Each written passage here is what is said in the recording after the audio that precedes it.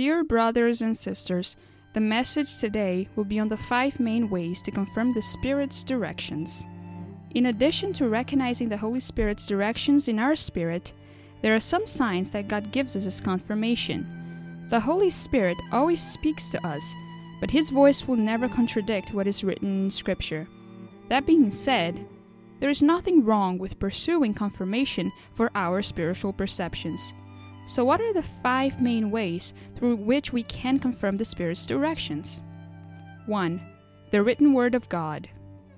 2 Timothy 3:16 says, "All Scripture is breathed out by God and profitable for teaching, for reproof, for correction, and for training in righteousness." The Bible is our most reliable guide and the simplest to use.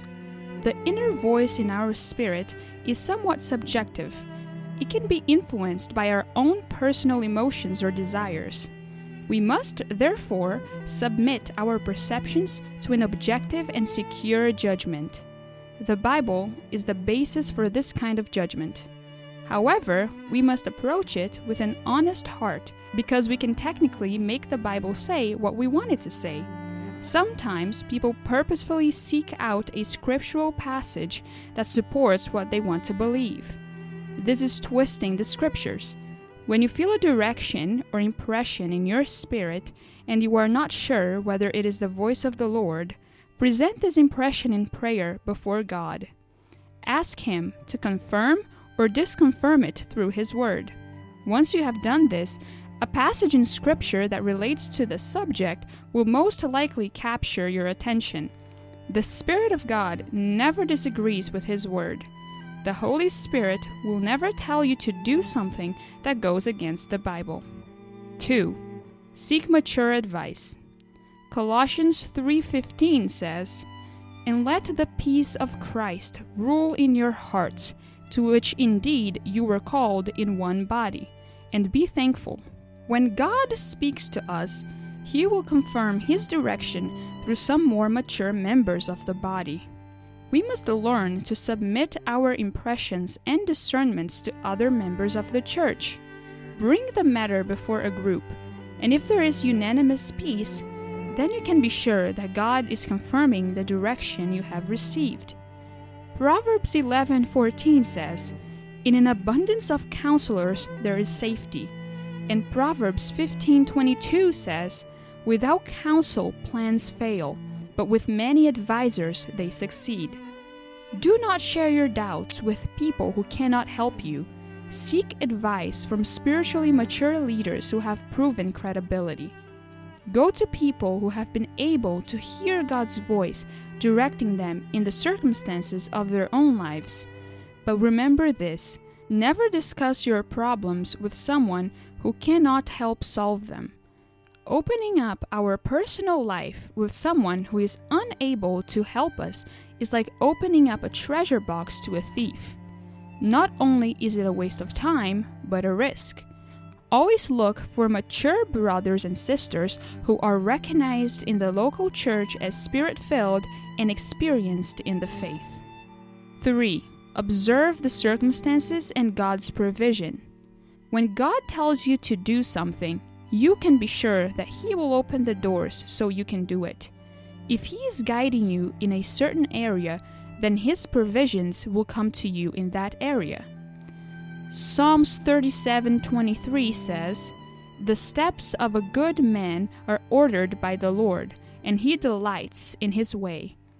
If you just sit and wait for a revelation, you may be sitting forever. If you start moving and you are going in the wrong direction, the Lord will tell you.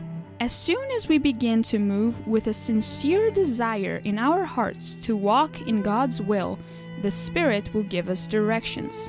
As you walk in harmony with God's will, circumstances and provisions will arise before you, giving you an inner conviction. This point, however, cannot contradict the principles mentioned above. There may be a great open door before us, but if you have no peace, if it goes against Scripture and is rejected by the counsel of spiritually mature people, then ignore the seemingly positive circumstances. 4. Prophetic confirmation. Prophecy is given to someone to confirm something that has already been received from the Spirit.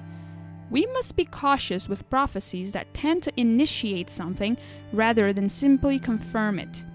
If God wants to speak to you, He will speak to you first within your own spirit. Later, He can confirm it through a prophecy, which will serve to confirm and establish what He has already told you in your heart. Never do anything simply because someone prophesied what you should do. Obtain your own personal direction from God first. This is absolutely fundamental. Prophetic statements are certainly not infallible. The human element involved in the declaration of prophecies makes them fallible. The Spirit, which originates them, is perfect, but the people who declare them are imperfect. Many Christians revere prophecies as if God Himself was speaking from heaven. However, it is not God speaking directly, it's men speaking in the name of God. If these people really are in the Spirit, then that's fine. His words will edify, exhort, and comfort the church. Sometimes, unfortunately, the prophecies may be coming from the thoughts of the people themselves. Because of this, as per 1 Corinthians 14:29, every prophetic statement should be judged to know if it really is a word from the Lord before it is received, and certainly before it is practiced. You should take the following 3 conditions into account before accepting a prophecy. A. The prophecy must be judged first by the Word of God. If a prophecy is not in perfect harmony with the principles expressed in the Bible, it must be rejected. B. The prophecy must be judged by what God has already shown to you in your own spirit. If it does not testify and does not confirm what you have already received from the Lord, then do not accept any personal prophecy. C. If a group of believers is present when the prophecy is given, then a judgment of the group may be given in regard to the prophecy. What is the general opinion about it? Does everyone agree that this is truly a word from God? Never go looking for a prophet. God knows your name, your address, and your phone number. If a prophet really has something of God for you, God will send the prophet to you. The practice of consulting prophets is a worldly inheritance from the habit of consulting fortune tellers. Many prophets have been instruments of spirits of divination because of the pressure of having to give a word to someone who came to consult them. Many innocent lives have been ruined by having acted very readily the personal prophecies which were contrary to the Word of God. 5. Extraordinary confirmation. The primary way God plans to lead His children is by the Spirit. The Holy Spirit, who resides in our spirit, shares the will of God with our human spirit. Yet the Word of God shows us that there are extraordinary ways of God leading us as well. I'll mention 3. A. Dreams. It is indisputable that God speaks to us through dreams. It happened with Joseph, Daniel, Mary's husband, and Paul. God is the same, and He continues to guide us and edify us through dreams. However, some principles must be clear. The first is that if you do not know the meaning of your dream, do not go out there looking for someone to interpret it. If God wants to speak to you, He will do it through clear and understandable means. If you do not know the meaning of a dream, forget it. B. God's audible voice. Do not seek spiritual experiences. Do not ask to see or hear anything.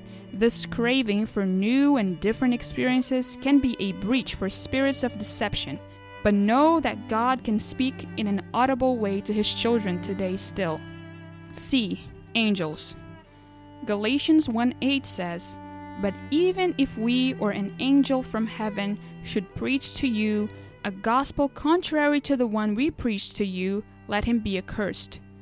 God may send an angel to speak to you, But this angel must confirm the word of God and the gospel. Otherwise, as it says in 2 Corinthians 11:14, it is a demon disguised as an angel of light. Brothers and sisters, leave your questions and prayer requests in the comment section below. Also, this is lesson 9 of 72 lessons of the Spiritual Maturity course, so check if you are subscribed so you will not miss future lessons. And if you want to see the other lessons, check out the Spiritual Maturity course playlist on my channel. May the grace and peace of our Lord Jesus Christ be with you.